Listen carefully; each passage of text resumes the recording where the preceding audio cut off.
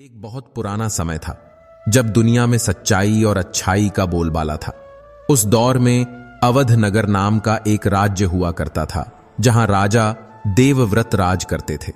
राजा देवव्रत सिर्फ एक शासक नहीं थे, बल्कि वे भगवान विष्णु के बहुत बड़े भक्त थे। उन्होंने अपना पूरा जीवन धर्म और इंसाफ के रास्ते पर चलने के लिए समर्पित कर दिया था। वे हर सुबह उठकर भगवान की पूजा करते, जरूरतमंदों की मदद करते और अपनी जनता के दुख दर्द को दूर करने में ही अपना सारा समय बिताते थे। राजा देवव्रत की उम्र 35 बरस की हो चुकी थी, पर उन्होंने अब तक शादी नहीं की थी। उनके मन में सिर्फ भगवान की भक्ति और अपनी प्रजा की सेवा का ही ख्याल रहता था। लेकिन उनके मंत्री और राज्य के सभी लोग चाहते थे कि राजा का विवाह हो जाए, ताकि राज्य को अपना अगला राजा मिल सके। राजा देवव्रत इस बात पर हमेशा यही कहते कि जब भगवान की इच्छा होगी तो सब अपने आप हो जाएगा। अवध नगर से कुछ ही दूरी पर एक और राज्य था जिसका नाम वृंदावन नगरी था। वहां के राजा हरिदास थे। राजा हरिदास भी बहुत ही नेक और धार्मिक इंसान थे। उनकी एक बेटी थी जिसका नाम मीरा था। राजकुमारी मीरा की सुंदरता और उसकी भक्ति की कहानियां दूर दूर तक मशहूर थीं। वह सिर्फ दिखने में ही सुंदर नहीं थी, बल्कि उसका मन भी बेहद साफ और पवित्र था। मीरा बचपन से ही भगवान कृष्ण की बहुत बड़ी भक्त थी। मीरा हर सुबह उठकर भगवान कृष्ण की मूर्ति के सामने नाचती, भजन गाती और उनसे ऐसे बातें करती जैसे वे सच में उसके सामने हों। लोग कहते थे कि मीरा को भगवान कृष्ण सच में दिखाई भी देते हैं। वह खुद को कृष्ण की सेविका मानती थी और कहती थी कि अगर वह शादी करेगी तो सिर्फ कृष्ण से ही। उसके माता पिता इस बात को लेकर बहुत चिंतित रहते थे। राजा हरिदास और रानी सुमित्रा की इच्छा थी कि मीरा की शादी किसी अच्छे राजकुमार से हो जाए। एक बार की बात है, राजा हरिदास के राज्य में एक बहुत बड़ा धार्मिक मेला लगा। इस मेले में दूर दूर से साधु, संत, भक्त और बड़े बड़े राजा महाराजा आए हुए थे। राजा देवव्रत भी अपने कुछ मंत्रियों के साथ उस मेले में पहुंचे थे। उन्होंने सुना था कि वहां बहुत बड़े ज्ञानी संत आते हैं जिनसे उन्हें भगवान के बारे में कुछ नई बातें सीखने को मिल सकती हैं। मेले वाले दिन सुबह से ही चारों तरफ बहुत चहल पहल थी। हर जगह से भजन और कीर्तन की आवाजें सुनाई दे रही थीं। अगरबत्ती और फूलों की महक पूरी हवा में फैली हुई थी। राजा देवव्रत धीरे धीरे मेले में घूमते हुए संतों की बातें सुन रहे थे। तभी अचानक उन्हें दूर से एक बहुत ही मीठी आवाज सुनाई दी। यह आवाज इतनी प्यारी और भक्ति से भरी हुई थी कि राजा के कदम अपने आप ही उस दिशा में बढ़कर गए। जब आवाज और पास आई तो राजा देवव्रत ने देखा कि एक बहुत ही सुंदर लड़की भगवान कृष्ण की मूर्ति के सामने नाच और गा रही है। उसके चेहरे पर ऐसा नूर था मानो वह कोई देवी हो। उसकी आंखों में भगवान के लिए इतना प्यार था कि देखने वाले का मन भर आए। यह लड़की कोई और नहीं, राजकुमारी मीरा थी। राजा देवव्रत वहीं रुककर मीरा का भजन सुनने लगे। उन्हें ऐसा महसूस हुआ कि यह कोई आम लड़की नहीं है, बल्कि भगवान की कोई बहुत खास भक्त है। मीरा गा रही थी, हे कृष्ण मेरे प्यारे, मेरा दिल सिर्फ तुम्हारे लिए ही धड़कता है। मुझे इस दुनिया में और कुछ नहीं चाहिए, बस तुम्हारा साथ चाहिए।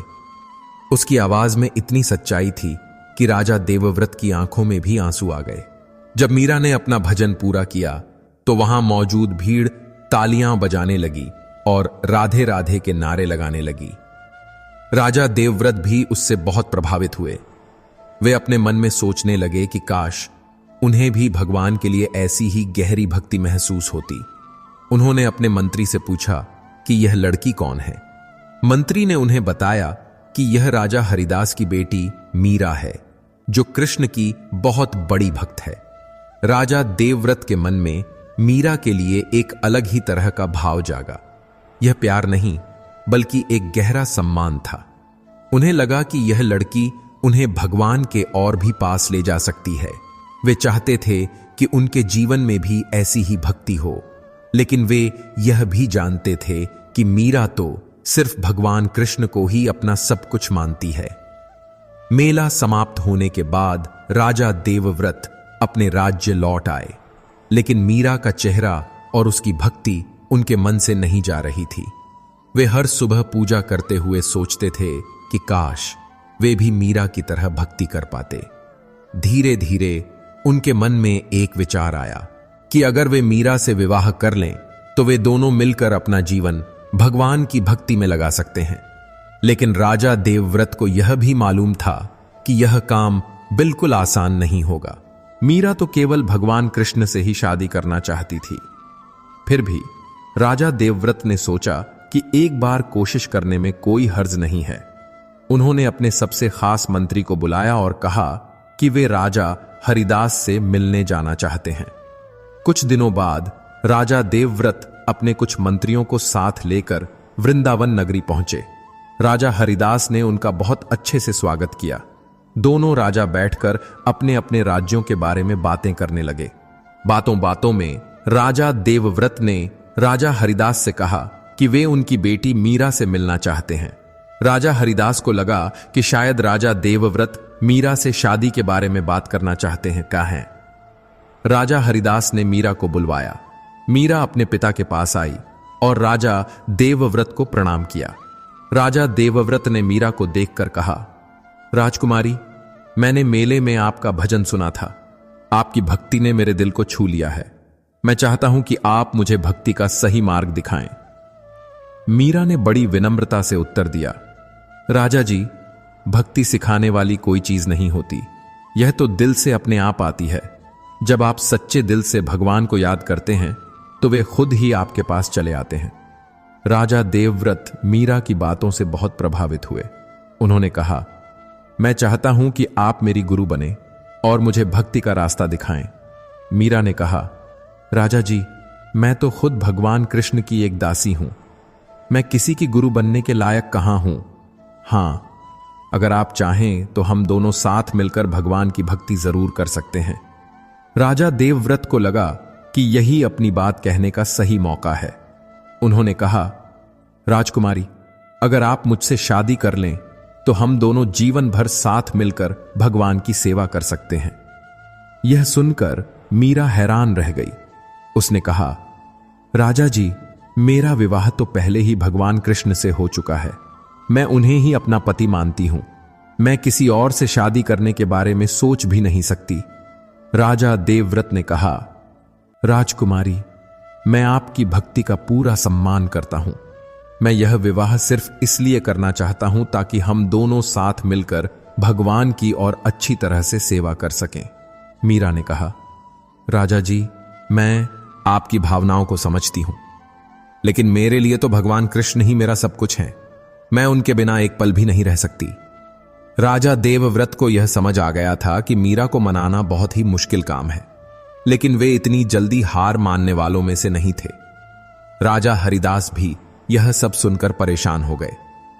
एक तरफ राजा देवव्रत जैसा अच्छा और नेक राजा था जो उनकी बेटी से शादी करना चाहता था, और दूसरी तरफ उनकी बेटी थी जो भगवान कृष्ण के अलावा किसी और के बारे में सोचती भी नहीं थी। राजा हरिदास ने कहा, राजा देवव्रत, मैं तो चाहता हूं कि मेरी बेटी आपसे शादी करे, लेकिन आखिरी फैसला तो मीरा को ही करना है। राजा देवव्रत ने कहा, राजा हरिदास, मैं कुछ दिन यहीं रुकना चाहता हूं। क्या पता मैं राजकुमारी मीरा को यह समझा पाऊं कि हमारा विवाह भगवान की ही मर्जी है। राजा हरिदास ने राजा देवव्रत को अपने राज्य में मेहमान बनकर रुकने की इजाजत दे दी। अगले कुछ दिनों तक राजा देवव्रत ने मीरा को समझाने की बहुत कोशिश की। वे उससे कहते, मीरा, अगर हमारी शादी हो जाती है तो हमारे दोनों राज्य एक हो जाएंगे। हम साथ मिलकर बहुत से मंदिर बनवा सकते हैं, गरीबों की मदद कर सकते हैं और भगवान की सेवा कर सकते हैं। लेकिन मीरा का जवाब हर बार यही होता, राजा जी, मैं तो पहले से ही भगवान कृष्ण की हूं। एक दिन राजा देवव्रत ने एक दूसरा तरीका आजमाया। उन्होंने मीरा से कहा, राजकुमारी, मैं भी भगवान विष्णु का भक्त हूं, और जैसा कि आप जानती हैं, भगवान कृष्ण भी विष्णु जी का ही रूप हैं। अगर आप मुझसे शादी करती हैं तो यह भी भगवान की ही इच्छा मानी जाएगी। मीरा ने कहा, राजा जी, मैं आपकी बात समझ रही हूं, लेकिन मेरे दिल में सिर्फ कृष्ण के लिए ही प्यार है। मैं किसी और के बारे में सोच भी नहीं सकती। राजा देवव्रत को लगने लगा कि वे मीरा को कभी नहीं मना पाएंगे, लेकिन अब राजा हरिदास का दबाव भी बढ़ता जा रहा था। राजा हरिदास ने एक दिन मीरा से कहा, बेटी, तुम्हारी शादी की उम्र हो गई है।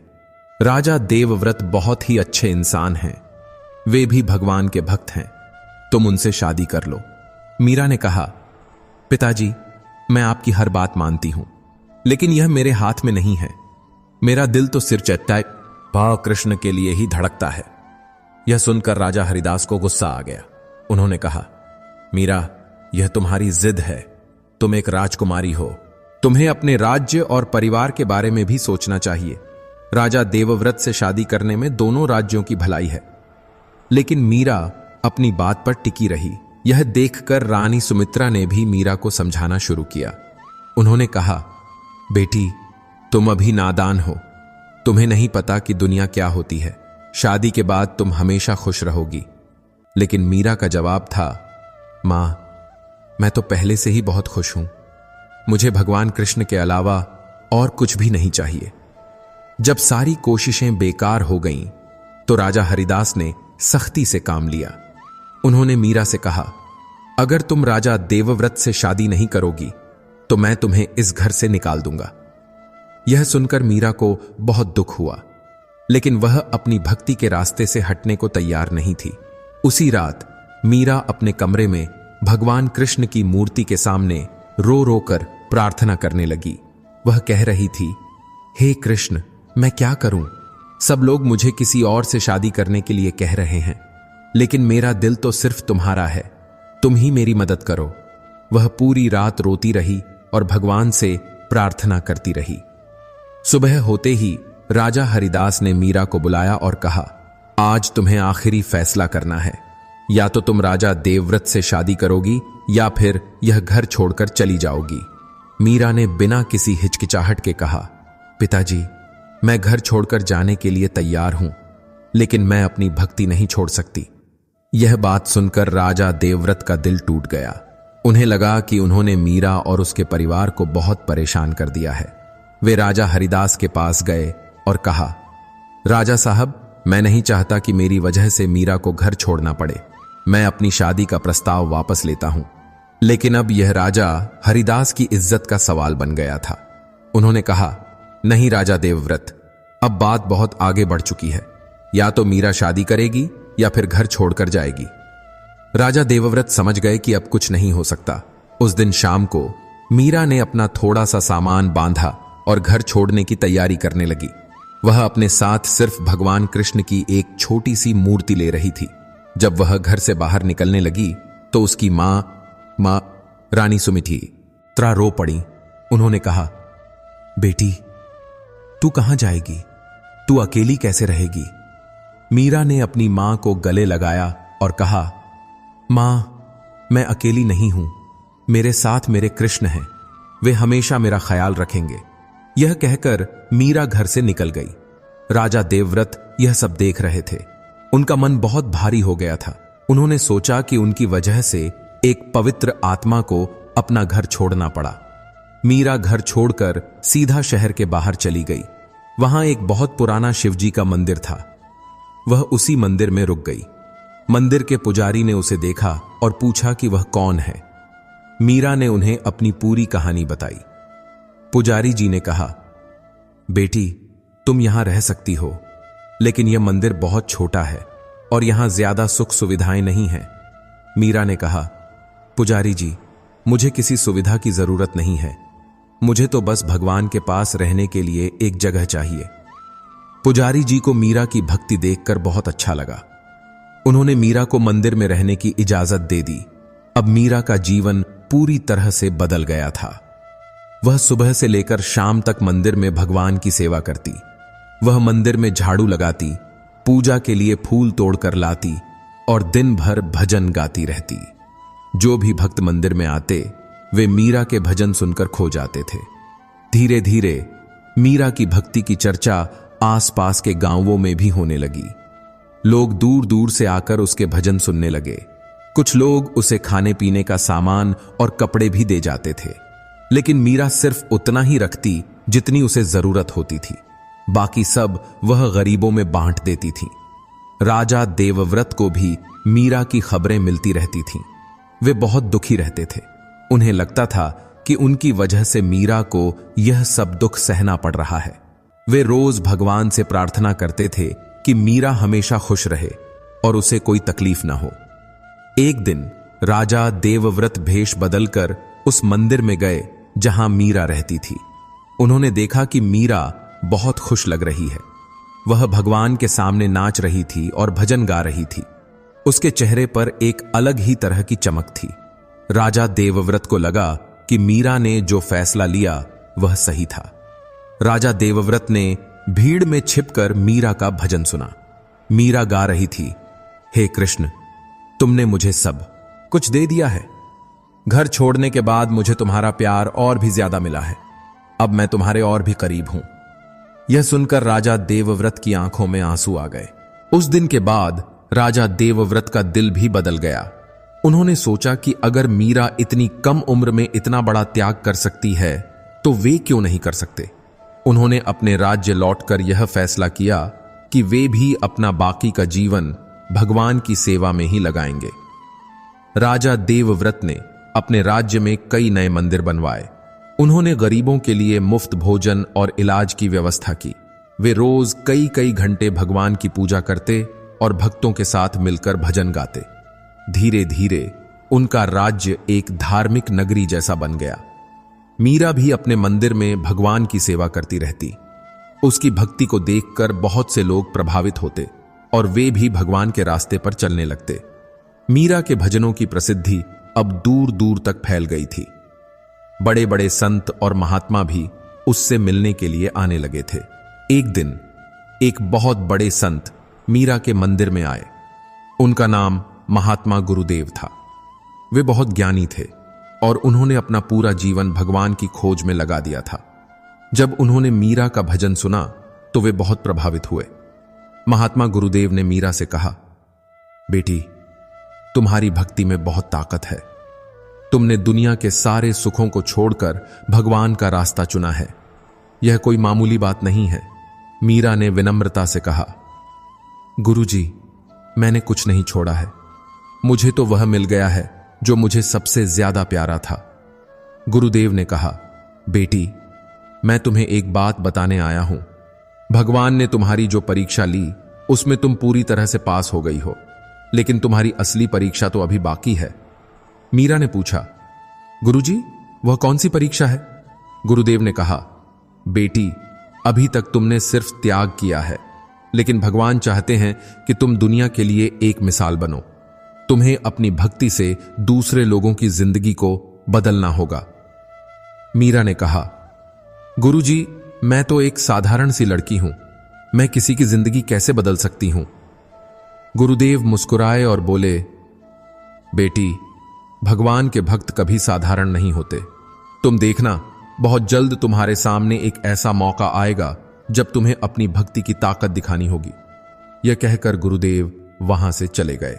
कुछ दिनों बाद मीरा के मंदिर में एक अजीब घटना घटी। एक औरत अपने बीमार बेटे को लेकर वहां आई। उसका बच्चा बहुत ज्यादा बीमार था और डॉक्टरों ने भी जवाब दे दिया था। वह औरत रो रो कर मीरा से कह रही थी, बहन जी, मेरे बेटे को बचा लीजिए।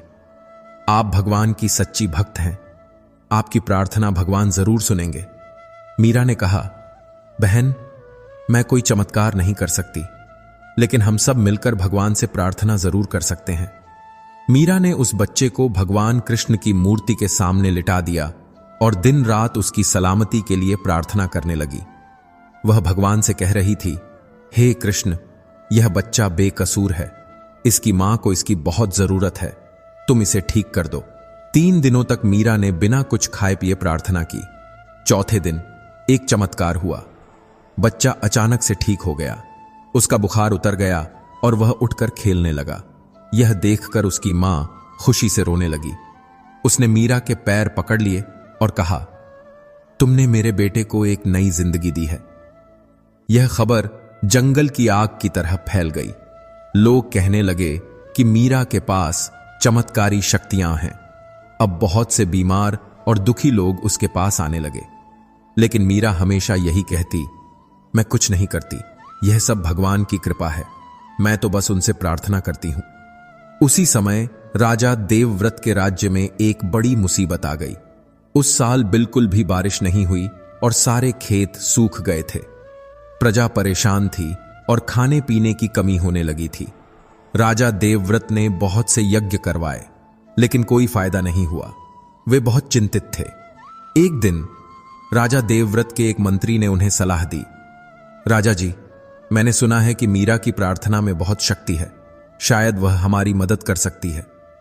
राजा देवव्रत को यह सुनकर खुशी तो हुई, लेकिन वे सोचने लगे कि मीरा उनकी मदद क्यों करेगी। फिर भी राजा देवव्रत ने हिम्मत करके मीरा के पास एक संदेश भेजा। उन्होंने कहलवाया, मीरा, मैं जानता हूं कि मैंने तुम्हारे साथ अच्छा नहीं किया, लेकिन आज मेरी प्रजा बहुत बड़ी मुसीबत में है। अगर तुम भगवान से प्रार्थना करो तो शायद बारिश हो जाए। जब यह संदेश मीरा तक पहुंचा तो उसने बिना कोई शिकायत किए कहा, राजा देवव्रत ने कोई गलती नहीं की है, वे भी भगवान के भक्त हैं, मैं उनकी प्रजा के लिए प्रार्थना जरूर करूंगी। मीरा ने तुरंत बारिश के लिए प्रार्थना करना शुरू कर दिया। मीरा ने 7 दिनों तक लगातार प्रार्थना की। वह भगवान से कह रही थी, हे कृष्ण, राजा देवव्रत की प्रजा को पानी की सख्त जरूरत है, वे सब भी तुम्हारे ही बच्चे हैं, तुम उन पर अपनी कृपा करो।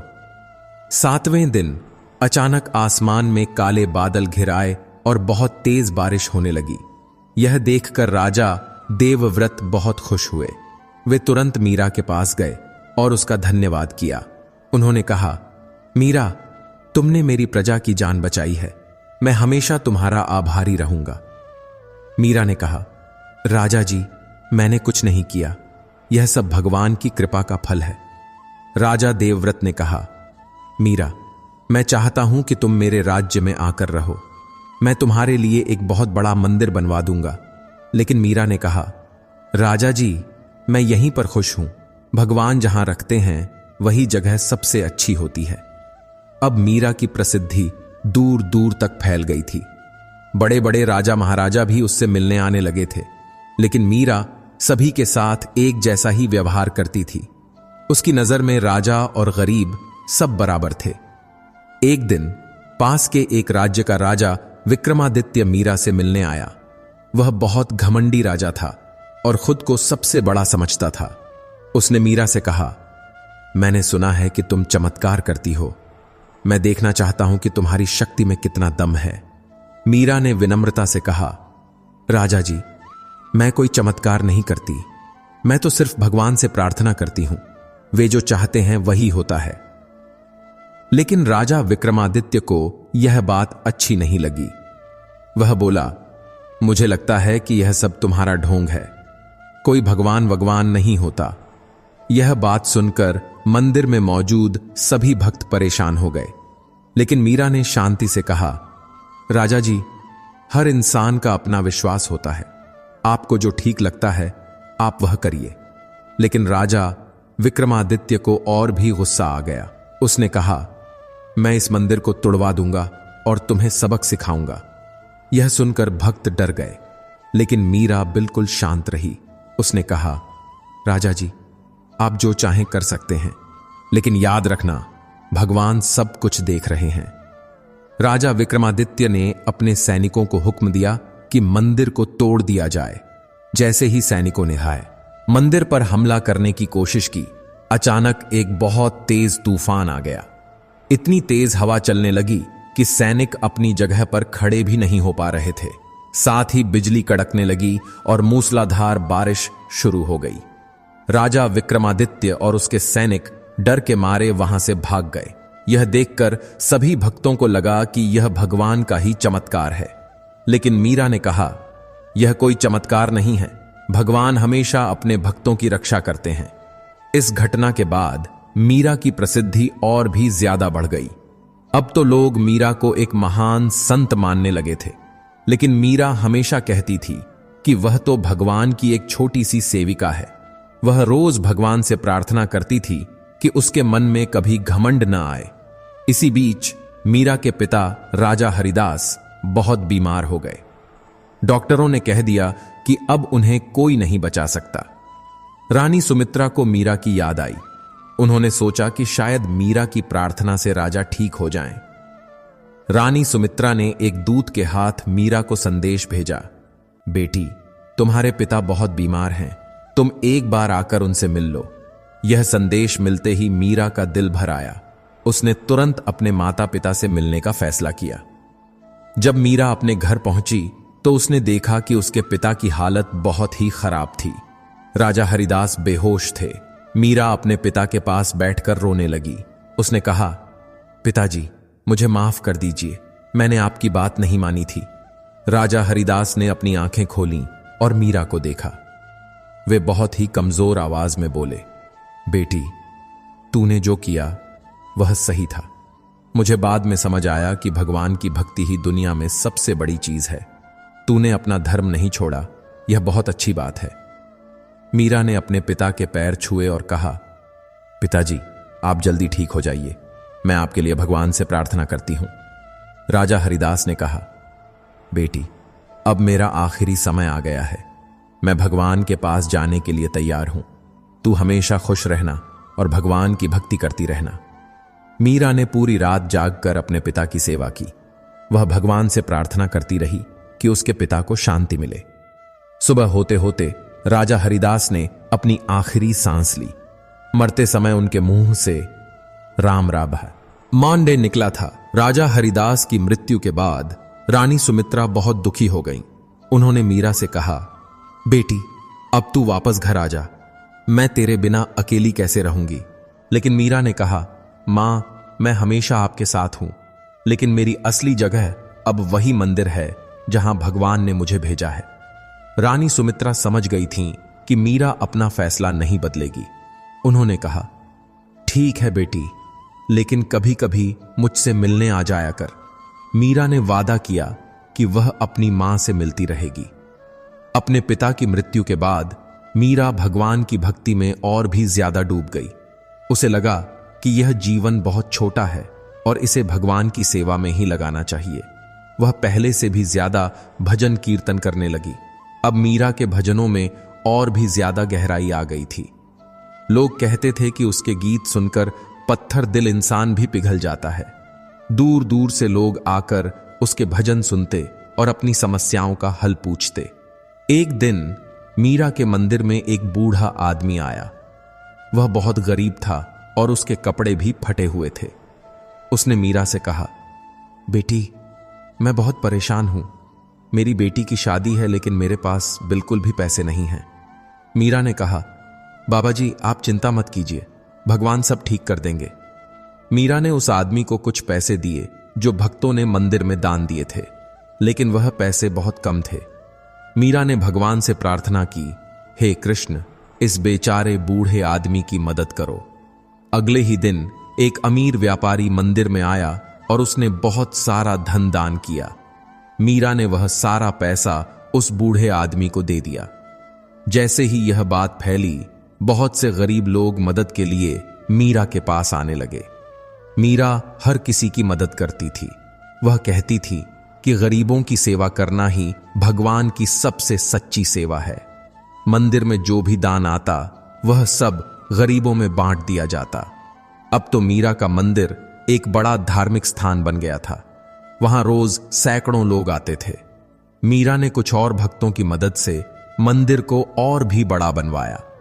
एक बड़ा सा हॉल बनवाया गया जहां सब मिलकर भजन कीर्तन करते थे। राजा देवव्रत भी कभी कभी मीरा के मंदिर में आते थे। वे हमेशा साधारण कपड़े पहनकर आते थे ताकि कोई उन्हें पहचान न सके। वे भीड़ में बैठकर मीरा के भजन सुनते और मन ही मन उसकी भक्ति की प्रशंसा करते। एक दिन राजा देवव्रत ने मीरा से कहा, मीरा, तुम्हारी भक्ति को देखकर मैंने भी बहुधा तो कुछ सीखा है। तुमने मुझे सिखाया कि असली खुशी दुनिया की चीजों में नहीं बल्कि भगवान की भक्ति में है। मीरा ने कहा, राजा जी, आप भी बहुत बड़े भक्त हैं। आप अपने राज्य में जो अच्छे काम कर रहे हैं वह भी भगवान की ही सेवा है। राजा देवव्रत ने कहा, मीरा, मैं चाहता हूं कि तुम मुझे अपना शिष्य बना लो। यह सुनकर मीरा ने कहा, राजा जी, मैं किसी की गुरु बनने के लायक नहीं हूं। हम सब तो भगवान के ही शिष्य हैं, लेकिन हम एक दूसरे से सीख जरूर सकते हैं। इस तरह राजा देवव्रत और मीरा के बीच एक गहरी दोस्ती का रिश्ता बन गया। यह रिश्ता किसी भी शादी विवाह के बंधन से कहीं ज्यादा पवित्र था। दोनों एक दूसरे की भक्ति को समझते थे और एक दूसरे से प्रेरणा लेते थे। समय बीतता गया और मीरा की उम्र अब 30 साल हो गई थी। वह पहले से भी ज्यादा खुश और शांत दिखाई देती थी। उसके चेहरे पर एक ऐसी चमक थी जो देखने वालों को अपनी ओर खींच लेती थी। एक दिन मीरा के मंदिर में एक नया भक्त आया। वह एक जवान आदमी था जिसका नाम रामदास था। वह बहुत परेशान लग रहा था। उसने मीरा से कहा, दीदी, मैं बहुत दुखी हूं। मेरी पत्नी की मृत्यु हो गई है और अब मैं दुनिया में अकेला रह गया हूं। मुझे लगता है कि भगवान ने मुझे कोई सजा दी है। मीरा ने रामदास को बड़े प्यार से समझाया, भाई, भगवान कभी किसी को सजा नहीं देते। दुनिया में जो कुछ भी होता है वह भगवान की इच्छा से ही होता है। तुम्हारी पत्नी अब भगवान के पास है और बहुत खुश है। तुम्हें भी उसकी खुशी में खुश होना चाहिए। रामदास ने कहा, लेकिन दीदी, मैं उसके बिना कैसे जीऊंगा? मीरा ने कहा, भाई, प्यार कभी नहीं मरता। तुम अपनी पत्नी के प्यार को भगवान के प्यार में बदल दो। जब तुम भगवान से प्यार करोगे तो तुम्हें अपनी पत्नी भी उन्हीं में नजर आएगी। रामदास को मीरा की बात समझ में आ गई। वह रोज मंदिर आने लगा और भगवान की भक्ति करने लगा। धीरे धीरे उसका दुख कम होने लगा और वह फिर से खुश रहने लगा। मीरा के पास ऐसे बहुत से लोग आते थे जो अपनी जिंदगी की परेशानियों से दुखी थे। वह सबको यही समझाती थी कि भगवान से प्यार करना ही हर दुख की सबसे बड़ी दवा है। उसके पास जो भी आता वह खुश होकर ही लौटता। एक दिन मंदिर में एक औरत आई जो बहुत गुस्से में थी। उसने मीरा से कहा, मैंने सुना है कि तुम भगवान की बहुत बड़ी भक्त हो, लेकिन मुझे भगवान पर जरा भी विश्वास नहीं है। मेरे साथ हमेशा बुरा ही हुआ है। मीरा ने पूछा, बहन, क्या हुआ है? औरत ने कहा, मेरा बेटा बहुत बीमार है। मैंने बहुत प्रार्थना की, बहुत मन्नतें मांगी, लेकिन कुछ नहीं हुआ। अगर भगवान सच में है तो वह मेरे बेटे को ठीक क्यों नहीं करता? मीरा ने शांति से कहा, बहन, भगवान हमारी प्रार्थना हमेशा सुनते हैं, लेकिन वे करते वही हैं जो हमारे लिए सबसे अच्छा होता है। हो सकता है कि तुम्हारे बेटे की बीमारी में भी कोई भलाई छिपी हो। औरत ने गुस्से में कहा, यह कैसी बात कर रही हो? बीमारी में कैसी भलाई? मीरा ने कहा, बहन, कभी कभी मुसीबतें ही हमें भगवान के पास लेकर आती हैं। देखो, आज तुम यहां आई हो, शायद भगवान यही चाहते थे कि तुम उनसे मिलो। औरत को मीरा की बातों में कुछ सच्चाई लगी। उसने कहा, तो मुझे क्या करना चाहिए? मीरा ने कहा, तुम अपने बेटे से बहुत प्यार करती हो, हैं? बस उसी तरह भगवान से भी प्यार करो। फल की चिंता मत करो और भगवान पर पूरा भरोसा रखो। उस औरत ने मीरा की सलाह मान ली। वह रोज मंदिर आकर प्रार्थना करने लगी। 1 महीने बाद उसका बेटा अचानक से बिल्कुल ठीक हो गया। डॉक्टर भी हैरान थे कि यह कैसे हो गया। उस औरत को समझ आ गया कि भगवान की शक्ति कितनी बड़ी है। अब मीरा के मंदिर की प्रसिद्धि बहुत दूर दूर तक फैल गई थी। दूसरे राज्यों से भी लोग आने लगे थे। कुछ लोग तो महीनों तक वहीं रुकते थे और भगवान की भक्ति सीखते थे। इसी बीच एक दिन मंदिर में कुछ बुरे लोग घुस आए। ये लोग डाकू थे और उन्होंने सुन रखा था कि मंदिर में बहुत सोना चांदी जमा हो गया है। उनका सरदार कालू डाकू था, जो बहुत ही निर्दयी माना जाता था। वे रात के अंधेरे में मंदिर में चोरी करने के इरादे से आए थे। जब डाकू मंदिर के अंदर घुसे तो उन्होंने देखा कि मीरा भगवान के सामने बैठकर भजन गा रही है। कालू ने अपने साथियों से कहा, चुपचाप सारा कीमती सामान उठा लो। लेकिन जब उन्होंने मंदिर में सामान ढूंढना शुरू किया तो उन्हें कुछ खास नहीं मिला। केवल कुछ पीतल के बर्तन और थोड़े से सिक्के ही थे। यह देखकर कालू को गुस्सा आ गया।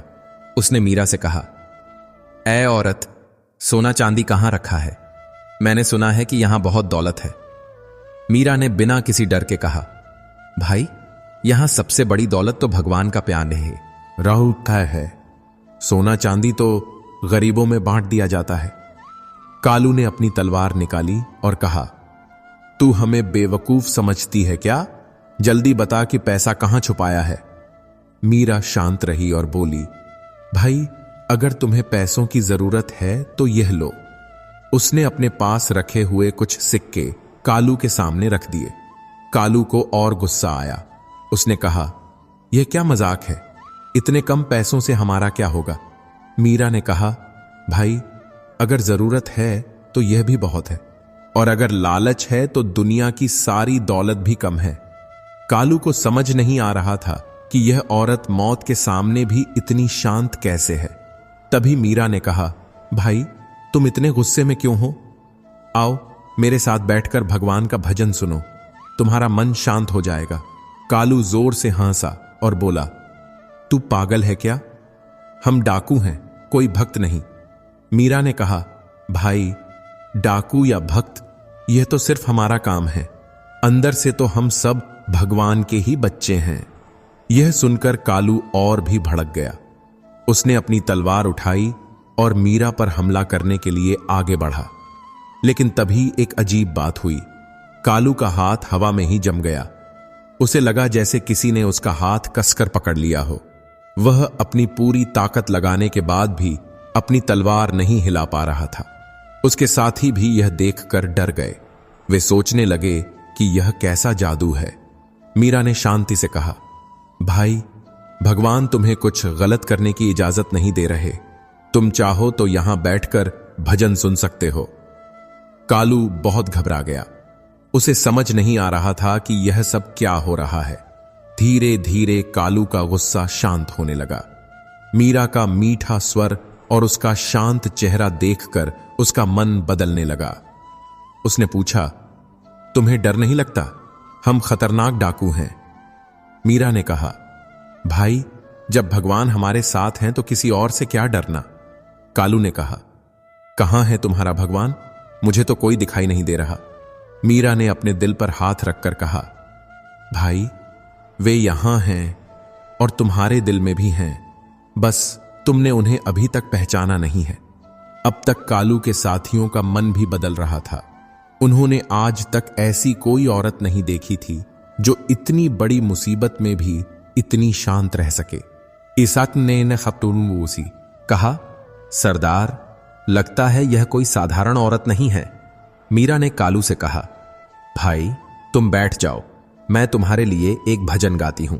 अजीब बात यह थी कि कालू को लगा जैसे कोई अनदेखी ताकत उसे बैठने के लिए मजबूर कर रही हो। वह और उसके सभी साथी मंदिर में बैठ गए। मीरा ने एक बहुत ही प्यारा भजन गाना शुरू किया। उसकी आवाज में इतनी मिठास थी कि सुनने वाले का दिल पिघल जाए। वह गा रही थी, हे भगवान तुम सबके दिल में रहते हो, चाहे कोई संत हो या पापी, सबके अंदर तुम ही बसे हो। कालू और उसके साथी भजन सुनकर मंत्रमुग्ध हो गए। उन्होंने अपने जीवन में कभी ऐसी मीठी आवाज नहीं सुनी थी। धीरे धीरे उनकी आंखों से आंसू बहने लगे। उन्हें लगा जैसे कोई उनके दिल के सारे मैल को धो रहा हो। भजन खत्म होने के बाद कालू की आंखें आंसुओं से भरी थीं। उसने कहा, मैंने आज तक अपनी जिंदगी में जो भी किया वह सब गलत था, मुझे माफ कर दो। मीरा ने कहा, भाई माफी मांगने की कोई जरूरत नहीं है, भगवान तो सबको माफ कर देते हैं। कालू ने पूछा, लेकिन मैंने तो बहुत पाप किए हैं, क्या भगवान मुझ जैसे पापी को भी माफ कर देंगे? मीरा ने कहा, भाई भगवान की नजर में कोई पापी नहीं होता। अगर तुम सच्चे दिल से उनसे प्यार करोगे तो वे तुम्हें जरूर अपना लेंगे। कालू और उसके साथियों ने उसी रात यह फैसला किया कि वे अब से डाकू का काम छोड़ देंगे। उन्होंने मीरा से कहा, दीदी हम आपके शिष्य बनना चाहते हैं। मीरा ने कहा, भाई मैं किसी की गुरु नहीं हूं, लेकिन हम सब मिलकर भगवान की भक्ति जरूर कर सकते हैं। अगले दिन से कालू और उसके साथी मंदिर में ही रहने लगे। वे दिन भर भगवान की सेवा करते और मीरा के साथ मिलकर भजन कीर्तन करते। जो लोग उन्हें पहले से जानते थे वे यह देखकर हैरान रह जाते थे कि उनमें इतना बड़ा बदलाव कैसे आ गया। कालू ने अपनी पिछली जिंदगी में जो भी सामान चुराया था उसे वापस करने का फैसला किया। वह हर गांव में जाकर लोगों से माफी मांगता और उनका सामान उन्हें लौटाता। बहुत से लोग उसके इस बदलाव को देखकर हैरान थे। अब कालू का नाम कालीदास हो गया था। वह पूरी तरह से एक नया इंसान बन गया था।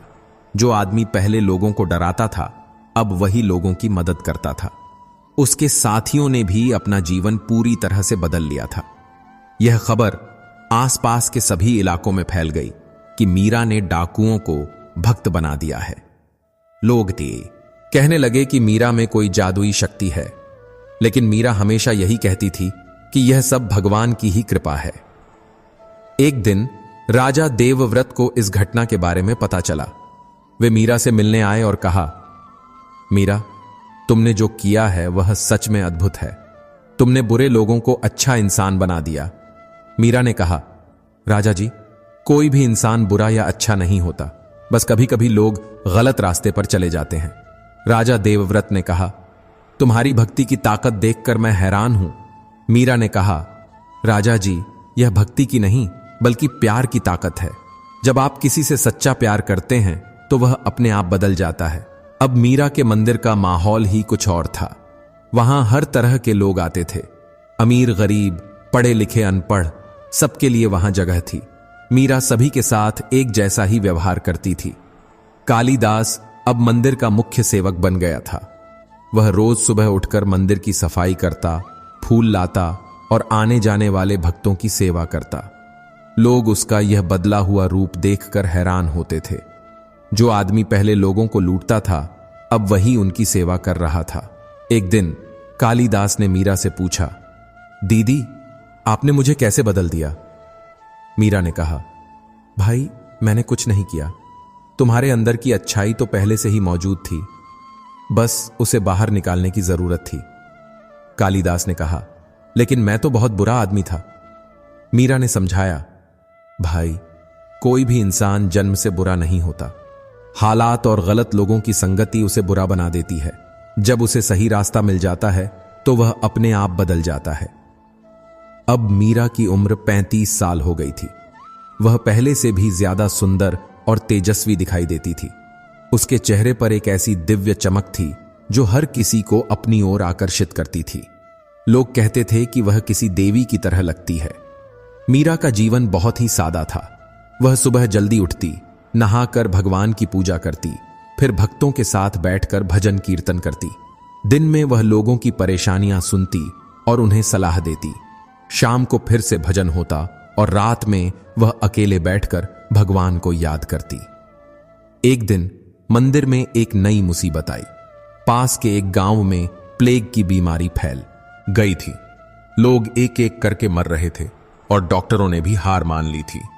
गांव के लोग मीरा के पास आए और उनसे मदद की गुहार लगाई। मीरा ने बिना एक पल सोचे यह फैसला किया कि वह उस गांव जाएगी और बीमार लोगों की सेवा करेगी। कालीदास और दूसरे भक्तों ने कहा, दीदी, यह बहुत खतरनाक है, आप भी बीमार पड़ सकती हैं। लेकिन मीरा ने कहा, जब भगवान के बच्चे मुसीबत में हों तो उसके भक्त को डरना नहीं चाहिए। मीरा अपने कुछ साथियों के साथ उस गांव पहुंची। वहां का नजारा बहुत ही भयानक था। हर घर में कोई न कोई बीमार पड़ा था। मीरा ने तुरंत बीमार लोगों की सेवा करना शुरू कर दिया। वह उन्हें दवा देती, उनकी देखभाल करती और उनके लिए दिन रात भगवान से प्रार्थना करती। दिन रात की मेहनत के बाद धीरे धीरे बीमारी का असर कम होने लगा। जो लोग मरने की हालत में थे वे भी ठीक होने लगे। गांव के लोग कहने लगे कि मीरा की वजह से ही यह चमत्कार हुआ है। लेकिन मीरा यही कहती रही कि यह सब भगवान की कृपा है। 1 महीने के अंदर उस गांव से प्लेग की बीमारी पूरी तरह से खत्म हो गई। गांव के लोगों ने मीरा को अपना भगवान मान लिया।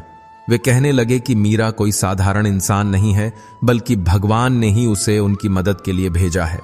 यह खबर जब राजा देवव्रत तक पहुंची तो वे बहुत प्रभावित हुए। उन्होंने मीरा से मिलकर कहा, मीरा, तुमने अपनी जान की परवाह किए बिना लोगों की सेवा की है। यह सच्ची भक्ति का सबसे बड़ा सबूत है। मीरा ने कहा, राजा जी, भगवान के बच्चों की सेवा करना ही भगवान की सबसे सच्ची पूजा है। अब मीरा की प्रसिद्धि पूरे देश में फैल चुकी थी। दूर दूर से राजा महाराजा, संत महात्मा और आम लोग उससे मिलने के लिए आते थे। लेकिन मीरा ने अपना सादा जीवन कभी नहीं छोड़ा। वह अब भी उसी छोटे से कमरे में रहती थी और वही सादा भोजन करती थी। एक दिन दिल्ली के बादशाह का एक संदेशवाहक मीरा के पास आया। उसने कहा, बादशाह ने आपको दरबार में बुलाया है, वे आपसे मिलना चाहते हैं। मीरा ने बड़ी विनम्रता से कहा, बादशाह सलामत का बहुत बहुत शुक्रिया, लेकिन मेरी जगह तो यहीं है। संदेशवाहक ने कहा, लेकिन बादशाह का हुक्म टालना ठीक नहीं होगा। मीरा ने कहा, मैं बादशाह सलामत की बहुत इज्जत करती हूं, लेकिन मैं सिर्फ एक ही बादशाह को मानती हूं और वे हैं मेरे भगवान कृष्ण। संदेशवाहक ने वापस जाकर बादशाह को सारी बात बताई। पहले तो बादशाह को बहुत गुस्सा आया, लेकिन फिर उन्होंने सोचा कि यह औरत जरूर कोई बहुत खास है जो उनके हुक्म को भी टाल रही है। उन्होंने फैसला किया कि वे खुद जाकर मीरा से मिलेंगे। बादशाह भेष बदलकर मीरा के मंदिर आए। उन्होंने देखा कि मीरा बहुत ही सादगी से रहती है, लेकिन उसके चेहरे पर एक शाही चमक है। जब मीरा ने भजन गाया तो बादशाह भी उससे बहुत प्रभावित हुए। बादशाह ने मीरा को अपना परिचय दिया और कहा, मैं तुम्हारी भक्ति से बहुत खुश हूं, तुम मुझसे जो चाहो मांग सकती हो। मीरा ने कहा, बादशाह सलामत, मुझे कुछ नहीं चाहिए। अगर आप खुश हैं तो बस यह दुआ कीजिए कि मेरी भक्ति कभी कम ना हो। बादशाह हैरान रह गए। उन्होंने कहा, तुम पहली ऐसी इंसान हो जिसने मुझसे कुछ नहीं मांगा। मीरा ने कहा, बादशाह सलामत, जब भगवान ही सब कुछ देने वाला है तो किसी और से क्या मांगना। बादशाह बहुत प्रभावित होकर वापस लौट गए। अब मीरा 40 साल की हो गई थी। उसकी भक्ति और भी गहरी हो चुकी थी। लोग कहते थे कि वह सीधे भगवान से बातें करती है। कभी कभी भक्त देखते थे कि मीरा अकेले में किसी से बातें कर रही है, जबकि वहां कोई होता नहीं था। एक दिन मीरा ने सबको बताया कि भगवान कृष्ण हर रात उससे मिलने आते हैं। लोगों को लगा कि वह शायद मजाक कर रही है, लेकिन मीरा की आंखों में जो सच्चाई थी उससे लगता था कि वह सच बोल रही है।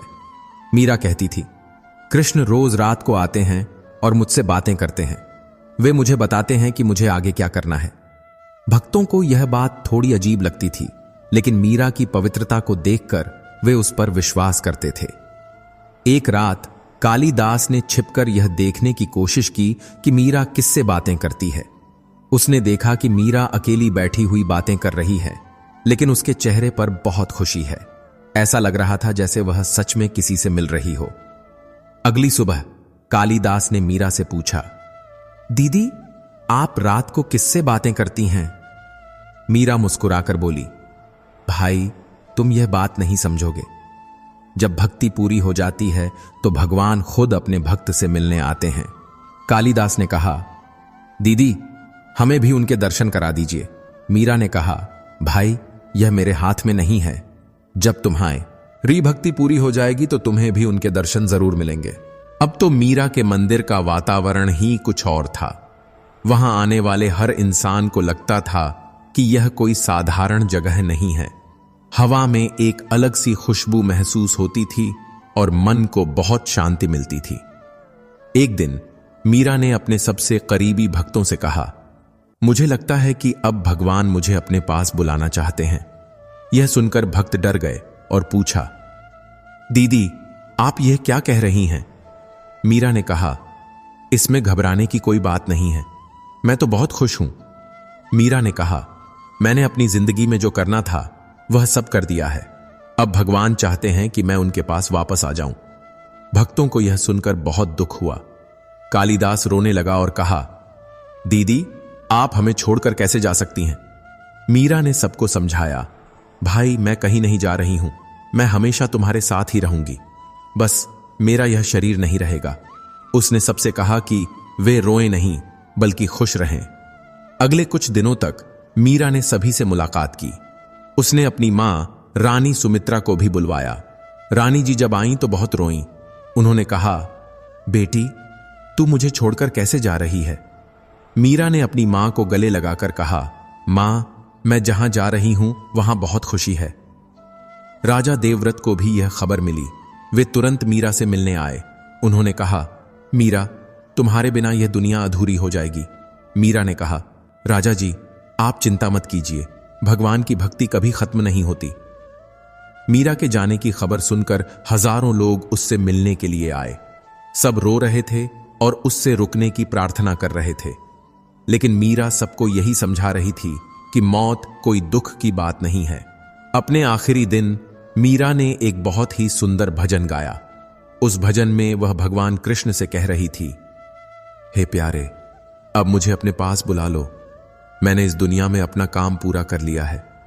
सुनने वालों की आंखों से आंसू बह रहे थे। उस रात मीरा ने भगवान कृष्ण की मूर्ति के सामने बैठकर आखिरी बार प्रार्थना की।